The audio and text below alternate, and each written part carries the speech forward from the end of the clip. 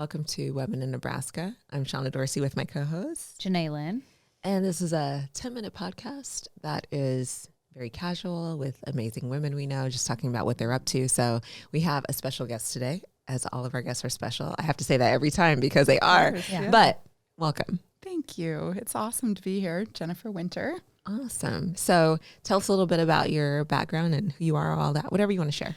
Okay. So, that's a big question. Yeah, take your time. Actually, what I'm up to currently is my husband is a computer science professor, and I was kind of a stay-at-home mom, doing all those kinds of things. And he is super passionate about computer science. And I had an 8-year-old, and I was in my 40s doing Sudoku, trying to like regroup like an adult kind of brain while I juggled kid stuff. And he started this new system to teach coding called Bricklayer, and he was teaching it at the University of Nebraska Omaha. And my daughter and I started doing it, and I loved it. It was really cool. I was learning stuff. She was learning stuff. And he really was inspired that, you know, a 40-something-year-old woman and an 8-year-old could get it, which really, really added to what he thought the potential was. And so I started learning more. We eventually had a coding club around our dining room table, and then in our kids' elementary school, and kids were loving it. We were all loving it, and we became a nonprofit and have just continued that work. Wow. Fantastic. Yeah. Tell us about, so originally it was designed for college age kids. Mm-hmm. What have some of the differences been in changing or expanding like the demographic that you serve? Yeah, that's really interesting. So my husband designed it as a way to make programming interesting. And he had this art piece to it where kids would, as they learn to code, then they would output an artifact. So they're working on programming, but then he would say, okay, build whatever you want, make whatever you want. And they would take that art piece and they would just dive in. And as a computer science professor, he would come home just, oh my gosh, you have to see what these kids are doing.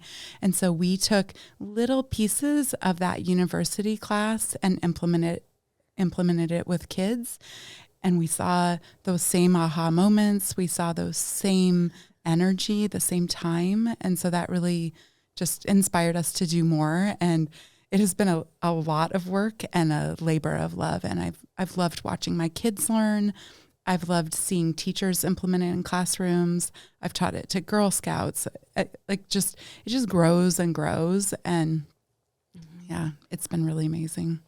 That's awesome. So when you think about like, obviously the three of us have like started things. Yeah.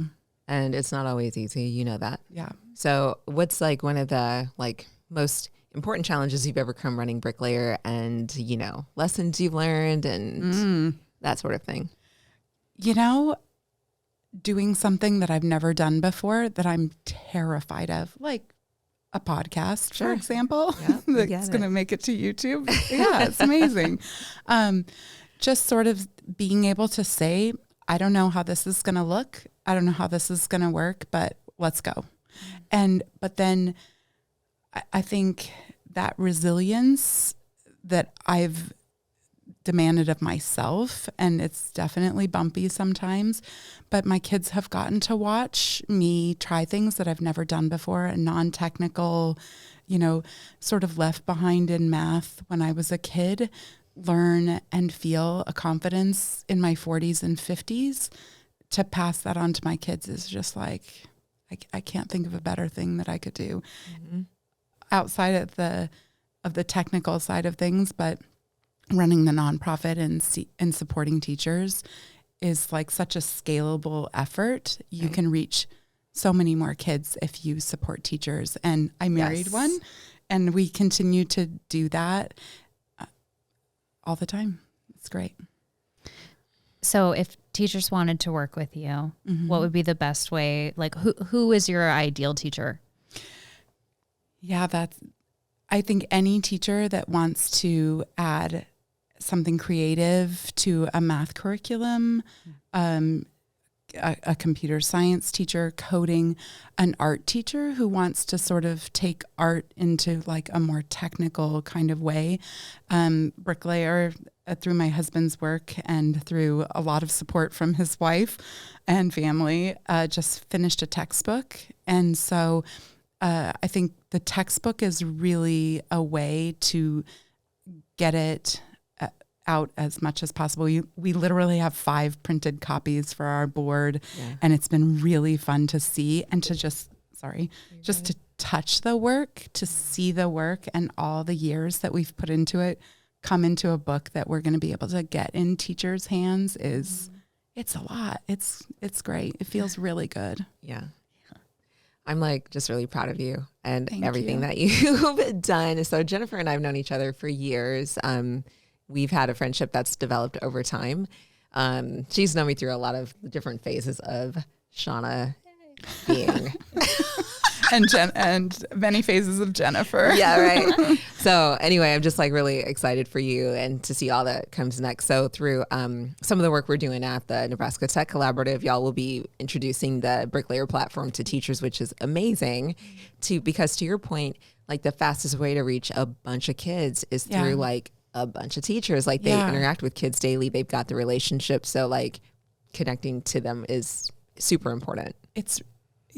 We're really excited about that because being able to have the support of other organizations and to really lift up teachers and give them some perspective of like what technology is being used and how can we leverage that and how can we support kids. And there's a lot of negative things around technology. And I think that the more kids know and learn, we'll have some bumps in the road, but the more they know and learn, the better they will be able to navigate, pivot, all of the things. And I think through things like these efforts, we can support teachers because as we've seen extra in the last couple of years, the teachers are like the glue of what keeps us all together. So I think it's the great equalizer, right? Yeah. Education. 100%. What I hear in that too is just like both as a learning as an entrepreneur and even as a piece of like what you're building is like progress over perfection. Like really teaching that as a principle of life. Yeah. And man, is that one that's a difficult one to learn, but It also is. so powerful. It's like the best thing to figure out. I love that you said it that way too, because as women, I think it's very stereotypical that math is hard, right? I mean, they even have a Barbie that says math is hard. And if you look at media, it's generally represented as a man's or thing. And so to be able to have a little bit more creative component to it sometimes may engage a young woman or a young female in a field that she may not have really thought about before.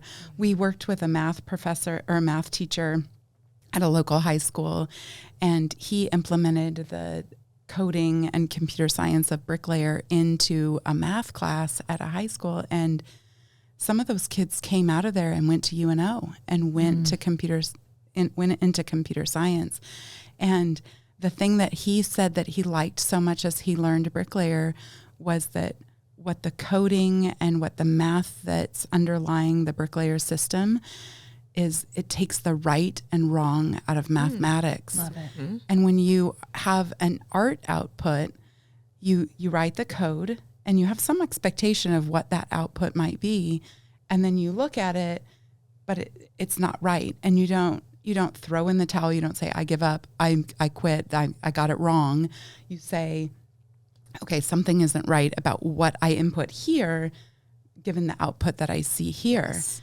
And so then they don't freak out, because I had a lot of math anxiety. So no freak out. Just look back at your code, try to navigate what you think it might be. And sometimes you move it closer to where you thought it might end up. And then you have this, okay, I did it. Right. You know, so it's that right and wrong just gets softened. And I think that that's so good for kids and definitely for teachers. Agreed. That's so interesting because it's this notion of increasing complexity. So it's like, okay, I get a simple output, but I wasn't looking for something a little bit different. So let me look back at this and maybe make it more, learn more, do more sort of thing, if that makes sense. So there's gray in it. Yes, the iterative approach. Love that. Yeah. It's been really great. Oh, we're out of time. Okay. I didn't even notice. I didn't Hey, either. it's been great chatting with you as always. Thank you so much for having me. I love what you're doing. It's so fun. Thank you. We're having a great time.